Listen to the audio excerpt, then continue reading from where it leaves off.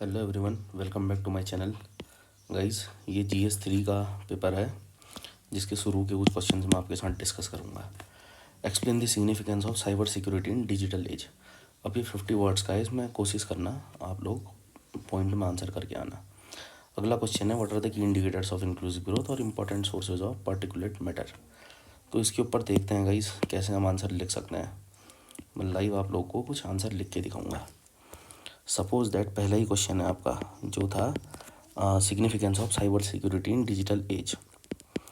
आपने आंसर करा, point number पहला लिखा कि ये हमारा क्रिटिकल इंफ्रास्ट्रक्चर सेव करता है। It protect our critical infrastructure. ठीक है, एग्जाम्पल भी लिख सकते हो इसके साथ लिखना चाहो तो। जैसे 2015 में जो यूक्रेन का पावर ग्रिड का साइबर अटैक हुआ था, ऐसा अटैक ना हो। 2015 यूक्रेन पावर ग्रिड अटैक। अगला पॉइंट लिखो जल्दी से। ये हमें हमारे जो फाइनेंशियल फ्रॉड्स हैं उससे हमें बचाता है। तो प्रोटेक्ट अगेंस्ट फाइनेंशियल फ्रॉड्स। यहाँ पे भी एग्जांपल है तो कुछ लिख दो। जैसे लगभग 2020 की में एक रिपोर्ट आई थी, मुझे एग्जैक्टली नहीं पता, उसने 1.3 लाख करोड़ का जो फाइनेंशियल फ्रॉड हुआ है वो उस रिपोर्ट में दिखाया था। अगला, ये हमारी नेशनल सिक्योरिटी को सेवगार्ड करता है। It helps in safeguarding national security. Example, जैसे डिफेंस का जो क्रिटिकल इंफ्रास्ट्रक्चर होता है।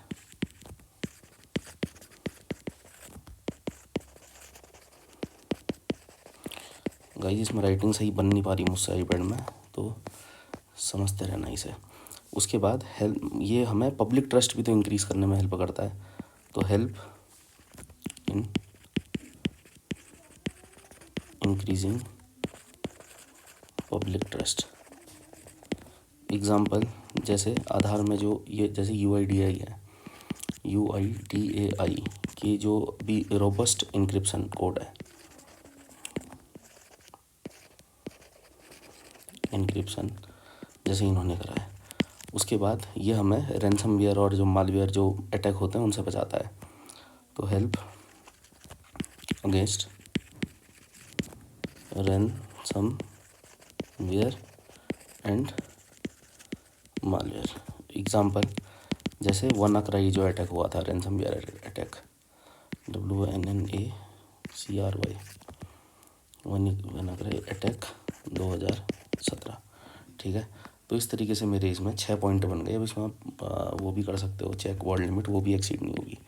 एक लास्ट पॉइंट अगर लिखना चाहते हो तो ये help to boost boost digital economy. Digital economy boost करता है। तो कुल मिलाकर के ये सिग्निफिकेंस है आपकी साइबर सिक्योरिटी की। ठीक है, 1 2 3 4 5 6 ये पॉइंट लिखे, अगले क्वेश्चन में हम लोग पढ़ेंगे अब। तो इस तरीके से आप लोगों ने अपना आंसर लिखना है। अगला क्वेश्चन है, जैसे सपोज दैट उसी PDF में मैं देखता हूँ, जैसे की इंडिकेटर्स ऑफ इंक्लूसिव ग्रोथ ये पूछ रहा है। तो इसको कैसे लिखेंगे, यहाँ पे इसके लिए दूसरा पेज हम ले लेते हैं। यहाँ से करना शुरू करा हमने अपना आंसर, और यहाँ पे लिख दिया कि की इंडिकेटर्स ऑफ इंक्लूसिव ग्रोथ। इसको करा डब्बे में बंद। अब लिखा पॉइंट नंबर पहला। अब इसमें कॉमन पॉइंट देखना। जैसे इंक्लूसिव ग्रोथ से क्या होता है, सबसे पहली चीज़ पॉवर्टी कम होती है। ठीक है, तो हेल्प इन पॉवर्टी रिडक्शन या इरेडिकेशन भी लिख सकते हो। ठीक है, जैसे यहाँ पे मैं एग्जांपल लिखूँगा इसका। सपोज दैट जैसे एक जो डाटा है हमारे पास, 21.9% जो पॉवर्टी थी 2011-12 में, वो हो गई है अब कितनी, 10.2%। 2019-20 में शायद, ये नीति आयोग का डाटा है। अगला पॉइंट मैं लिख दूंगा, इससे हेल्थ केयर सर्विसेज सही मिलती है हमें, ठीक है। तो SS to health care services. Example सभी को पता होगा, आयुष्मान भारत योजना, 5 लाख रुपए वाली योजना, USHMN आयुष्मान स्कीम। इसमें 50 करोड़ लोग अभी तक कवर हो चुके हैं, तो 50 करोड़ की कवरेज, ठीक है। अगला पॉइंट हमने लिखा financial help in financial inclusion, financial inclusion इसमें हेल्प करता है। एग्जाम्पल सभी लोग को पता होगा, जो प्रधानमंत्री जन धन योजना है, ठीक है, जिसमें बैंक अकाउंट खोले गए थे। तो इसमें भी ऑलमोस्ट 52 करोड़ बैंक अकाउंट खोले जा चुके हैं, ठीक है। और तो ये इतना फैक्ट इनफ है। चौथा पॉइंट मैंने लिखा कि इससे हमें गुड एजुकेशन भी मिलती है, तो SS टू गुड एजुकेशन। जैसे अभी जो न्यू एजुकेशन पॉलिसी है 2020 की, उसमें कहा है कि जो हमारा एनरोलमेंट होना चाहिए वो पूरा 100% होना चाहिए 2030 तक का, ठीक है। तो जैसे इसने कहा है कि जो ग्रॉस एनरोलमेंट रेशियो है शुड बी 100%, यानी कि 100% एनरोलमेंट रेशियो होना चाहिए स्कूल्स में बाय 2030। अगला पॉइंट लिखा 5वां, जैसे good health, quality health care लिख देते हैं, help in getting quality health. Example कैसे, जो पोषण अभियान है,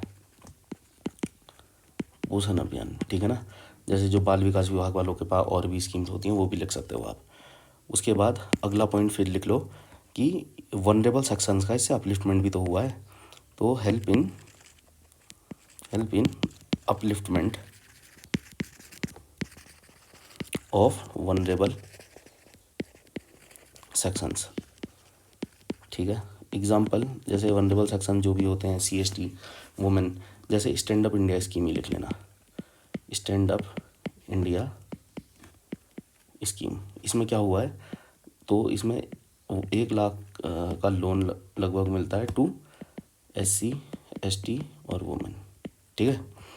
अगला पॉइंट और लिखना चाहते हो, वैसे तो इतने पॉइंट इनफ होते हैं इसके लिए, ठीक है। अगर ये आपका छोटे में आया तो 5 मार्क्स में 1 2 3 4 5 6 ऐसे करके हमने पॉइंट लिखे, एग्जाम्पल के साथ उसे लिख दिया। अब अगर यही क्वेश्चन थोड़ा बड़े में आ जाता है, सपोज दैट सेम क्वेश्चन आ जाता है मेरा 8 मार्क्स में, 2 पन्ने मुझे भरना है, तो मैंने पहले ये तो क्वेश्चन यही कि इंडिकेटर ऑफ इकोनॉमिक ग्रोथ, मैंने ये तो लिख दिए सीधे सीधे, ठीक है। अगला मैं इसमें 1 आध 2 और बढ़ा के लिख दूंगा अगर मेरे पास है तो। जैसे मैं इसमें बढ़ा देता हूँ कि इससे इंफ्रास्ट्रक्चर डेवलपमेंट भी तो होता है, help in making good infrastructure. Example इसमें भी लिख दूंगा, जैसे प्रधानमंत्री ग्राम सड़क योजना, तो जैसे ये योजना है ना। रिसेंट में क्वेश्चन भी आया था इसमें कि पंचायती राज को कनेक्ट करने के लिए। अभी देखो, अब इसमें क्या है, 7 लाख किलोमीटर की रोड बन चुकी है, 7 लाख रूरल जो रोड है वो बन चुकी है, ठीक है, रूरल रोड, तो ये भी मैंने लिख दिया। अब ऐसे ही इसमें और भी बहुत से पॉइंट हो सकते हैं, जैसे हाँ चलो इतने ही पॉइंट इसमें इनफ है। अब देखो इसमें अगला मैं क्या लिख सकता हूँ, अगला मैं इसमें इसके चैलेंजेस वगैरह भी एड्रेस कर सकता हूँ कि प्रॉब्लम्स क्या क्या हैं इसके साथ। जैसे मैंने यहाँ पे चैलेंजेस लिख दिया, CHALLENGES, challenges associated with inclusive growth, तो चैलेंजेस एसोसिएटेड। अब यहाँ पे भी मैंने चैलेंज लिखे, जैसे पहला चैलेंज क्या है, अनएम्प्लॉयमेंट, ठीक है, अनएम्प्लॉयमेंट पहला चैलेंज है। जैसे कि अभी आपको पता होगा कि हमारे यहाँ बहुत ज़्यादा इनफॉर्मल एम्प्लॉयमेंट है, informal employment, unemployment and informal employment लिख दूंगा। अब इसमें क्या एग्जांपल आ सकता है, एग्जांपल इसमें आ जाएगा जैसे 90% जो हमारा अभी प्रेजेंट में 90% हमारा इनफॉर्मल वर्क फोर्स है, ठीक है। अगला इसमें और क्या प्रॉब्लम है, करप्शन की प्रॉब्लम है, ठीक है। करप्शन एंड ब्यूरोक्रेटिक विल की भी एक प्रॉब्लम है, ये लोग काम नहीं करना चाहते हैं। तो इसमें जैसे अभी आप देखोगे प्रधानमंत्री आवास योजना ही ले लो, अभी रिसेंट में जो चल रही है, अब इसमें ही कितना ज़्यादा भ्रष्टाचार होता है। खैर हम तो क्या ही कहें, लेकिन आप सब लोग को पता होगा। उसके बाद जो सोशल डिस्क्रिमिनेशन है, अभी भी सोशल जो डिस्क्रिमिनेशन हो रहा है, ठीक है, जैसे एससीज़ के साथ, एसटीज़ के साथ किस चीज़ में डिस्क्रिमिनेशन हो रहा है, एजुकेशन में, ठीक है, एजुकेशन में डिस्क्रिमिनेशन है। फिर हाउसिंग में थोड़ा बहुत इनके साथ डिस्क्रिमिनेशन है, और उसके साथ ही एम्प्लॉयमेंट में। तो ये कहीं ना कहीं बैरियर है आप लोग की इंक्लूसिव ग्रोथ की। ऑलराइट, उसके बाद फिर और भी बहुत से चैलेंज हैं, जैसे डिजिटल डिवाइड। अभी भी जो रूरल पेनिट्रेशन होनी चाहिए ना, मतलब 100% ही होनी चाहिए मेरे हिसाब से। तो डिजिटल डिवाइड होने के कारण लोगों के पास अभी भी मोबाइल फ़ोन्स नहीं है, ठीक है, टेक्नोलॉजी का एक्सेस नहीं है। जैसे मैं लिख दूंगा रूरल इंडिया में सिर्फ 38% इंटरनेट पेनिट्रेशन है, इतना ही हमारे पास इंटरनेट पेनिट्रेशन है। फिर और एक आध चैलेंज अगर आप सोच सकते हो तो जैसे जो है इसमें और भी हो सकता है रीजनल डिस्पैरिटी, मतलब अनइक्वल जो डेवलपमेंट होता है। जैसे अब आपने रिसेंट में देखा होगा एसडीआई की रिपोर्ट, जिसमें 130 रैंक थी इंडिया की। यहाँ पे बिहार की अभी भी जैसे कम रैंक है, बिहार लो rank in HDI because of, मतलब बहुत से रीज़न हो सकते हैं रीजनल डिस्पैरिटी के, ठीक है, रिसोर्सेज वगैरह सब कुछ, वो पुल और पुश फैक्टर आपको पता ही होंगे। तो चैलेंजेस भी हमने लिख दिए इसमें। अब मैं इसमें अगला क्या लिख दूंगा, सॉल्यूशंस क्या हो सकते हैं। सॉल्यूशंस वे हेड कुछ भी। पहला सॉल्यूशन, अब सॉल्यूशन तो सीधा है ना यार, चैलेंजेस के उल्टे ही लगभग हमारे सॉल्यूशंस होंगे। जैसे मैं कहूँगा कि हमारा स्किल डेवलपमेंट को आपने और तो वो करना चाहिए। तो स्किल डेवलपमेंट करो। इसके लिए जैसे योजना चल रही है, कौन सी योजना है, प्रधान स्किल डेवलपमेंट के लिए स्किल इंडिया मिशन ही हो गया जैसे एक, और उसके बाद आपका और भी है, मतलब इसमें आप देख सकते हो जो आपको याद आ रहा है, ठीक है, स्किल इंडिया मिशन, जैसे प्रधानमंत्री कौशल विकास योजना,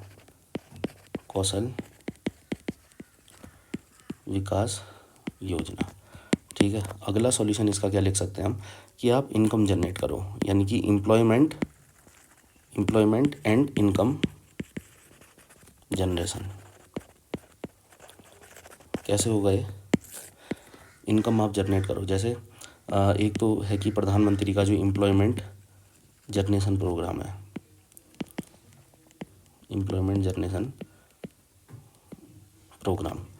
ठीक है, जैसे उसी तरीके से मनरेगा भी लिख सकते हो इसमें,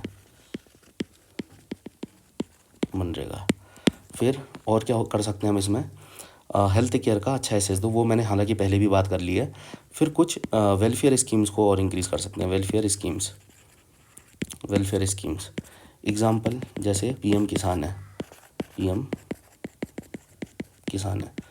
इसमें आपको पता होगा ईयरली 6,000 रुपये मिलता है, ठीक है। तो वेलफेयर स्कीम्स को हम बढ़ा सकते हैं। उसके बाद हम क्या कर सकते हैं, ग्रीन इकॉनमी की तरफ जा सकते हैं, ग्रीन इकॉनमी की तरफ बढ़ेंगे, ग्रीन इकॉनमी और green growth, renewable sources of energy का ज़्यादा यूज। जैसे अभी आपने देखा होगा इंटरनेशनल सोलर अलायंस जैसे बन रखा है, जैसे नेशनल सोलर मिशन, ठीक है। उसके बाद और क्या कर सकते हो, डिसेंट्रलाइज्ड अप्रोच को फॉलो कर सकते हो, डिसेंट्रलाइजेशन ऑफ गवर्नेंस, ठीक है। जैसे अभी आपको पता होगा पंचायती राज जो मिनिस्ट्री है ना, पंचायत राज ने एक योजना शुरू करी है जिसका नाम है स्वामित्व योजना। तो इसका मेन वो क्या है काम, इसमें आप लोग को डिजिटल लैंड रिकॉर्ड देना है, RECORD, ठीक है। तो आपके पास वो सर्वे होगा, ड्रोन से मैपिंग होगी, तो उससे आपको मिल जाएगा आपका। तो इतना सब हमने इसमें जैसे लिख दिया कि इंडिकेटर भी लिख दिए, चैलेंजेस भी लिख दिए। फिर थोड़े बहुत सॉल्यूशन लिख दिए।